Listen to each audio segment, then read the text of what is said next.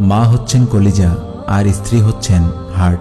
হুজুর, বউ হারালে বউ পাওয়া যাবে, কিন্তু মা হারালে আর পাওয়া যাবে না। কথাটি কতটুকু সঠিক? শুনো বৎস, কথাটি বাহ্যিকভাবে খুব সঠিক মনে হলেও এরকম বলা অত্যন্ত খারাপ এবং শয়তানি মস্তিষ্ক প্রসূত। তোমার স্ত্রী কিন্তু তোমার সন্তানের মা, সুতরাং প্রত্যেক স্ত্রীর ভেতরেই একজন মা লুকিয়ে থাকেন। আরেকটা কথা, মায়ের প্রয়োজনীয়তা পূরণে অনেক সময় তোমার আরও ভাই বোন আছেন, কিন্তু স্ত্রীর প্রয়োজনীয়তা পূরণে তুমি একজনই। কে বেশি গুরুত্বপূর্ণ, মা নাকি বউ? দুজনের মধ্যে কম্পেয়ার করাটাও শয়তানের কাজ। মা হচ্ছেন তোমার কলিজা আর স্ত্রী হচ্ছেন তোমার হার্ট। এবার বলো, কলিজা আর হৃদয়ের মধ্যে কোনটা গুরুত্বপূর্ণ? শুনো, দুজনের কাউকে অসুখী রেখে পরকালে মুক্তি পাবে না। হুজুর, তাহলে আমাদের পরস্পরে কীরকম আচরণ হওয়া উচিত? তুমি স্ত্রীর সাথে এমন আচরণ করবে যে আচরণ তোমার বোনের সাথে তার স্বামীর থেকে আশা করো। জননী এমন আচরণ করবেন তোমার বোনের সাথে তার শাশুড়ি থেকে যেরকম আচরণ আশা করেন। আর তোমার স্ত্রীর উচিত শাশুড়ির সাথে এমন আচরণ করা যে আচরণ তিনি আপন ছেলের বউ থেকে তিনি আশা করেন। স্বামীর পরিবারের লোকের সাথে এমন আচরণ করা উচিত যা তার ভাইয়ের বউয়ের কাছ থেকে আশা করেন।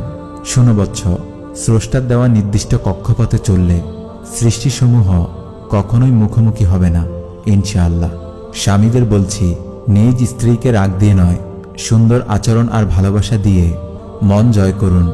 নিজের চরিত্র আর নবীজির সুন্নত দিয়ে তাকে আকৃষ্ট করুন। ভুল না ধরে মন, মগজ ও সুন্দর পরিস্থিতি বুঝে আপনি যেভাবে খুশি হন সেভাবে বোঝানোর চেষ্টা করুন। নিজের মা এবং স্ত্রীর মাঝে ভালোবাসা বাড়তে সাহায্য করুন। অগ্রণী ভূমিকা পালন করুন। যখন বাজারে যাবেন তখন বাড়ি আসার আগে কিছু হাদিয়া স্ত্রীর জন্য আনুন। স্ত্রী যা পছন্দ করে সেটা আগে দেওয়ার চেষ্টা করুন। আল্লাহর হুকুম পালনে স্ত্রীকে উৎসাহ প্রদান করুন। পরকালের ভয়, জান্নাত ও জাহান্নামের বর্ণনা স্পষ্টরূপে উপস্থাপন করুন। মনে রাখবেন, লেবু যত চাপ দিবেন ততই এর স্বাদ নষ্ট হবে। স্ত্রীর ভুল যত ধরবেন, যত রাগ করবেন, ততই সাংসারিক কলহ বাড়বে। বরং বেশি বেশি স্ত্রীকে ছাড় দিন, রাগ দিয়ে নয়। স্ত্রীকে ভালোবাসা দিয়ে জয় করুন। আর একটি কথা, দিনদার সঙ্গী মানেই শুধু একসাথে দিন মানা, নফল পড়া, তাহাজ্জুদে ডেকে দেওয়া। যারা শুধু এই ধারণা নিয়ে আছেন তারা এখনও কল্পনার আকাশ থেকে নিচে নামতে পারেনি। নিউলি ম্যারিড ফেবু সেলিব্রিটির খুনসুটি মার্কা পোস্ট দেখে পুরো জীবনের বাস্তবকে অনুরূপ মনে করা বসা বোকামি। নতুন দম্পতির পোস্ট আবেগের জোয়ারে ভাসবে, এটাই নিয়ম। কিন্তু ইহাই সারা জীবনের বাস্তবতা নয়। শুধু স্বপ্নের পরশা নিয়ে বাস্তবে নামলে হোঁচট খাবেন। একটা সংসার, দুজনের দুটি মানুষ। আবার বলছি, মানুষ। তাদেরও মানবীয় কিছু সীমাবদ্ধতা থাকবে। তারা পাশাপাশি থাকলে বছরের পর বছর বাংলা সিনেমার মতো জীবন চলবে না। ধরুন, হয়তো প্রচণ্ড ব্যস্ততায় আপনার একবেলা জামাত ছুটে গেছে। আপনি নিজে প্রচণ্ড মনক্ষুণ্ণ। সে হয়তো এটা নিয়ে অভিযোগ করেই বসল। তখন তার উপর একটু হলেও হয়তো আপনার বিরক্তি আসবে। বেশি জ্ঞান দাও। বোন, হয়তো আপনার কোনো ঝামেলার কারণে এক ওয়াক্ত নামাজের দেরি হয়েছে, কিংবা ফরজ বিধানে ত্রুটি হয়েছে। এই মুহূর্তে আপনি আসলেই খুব অনুতপ্ত থাকবেন।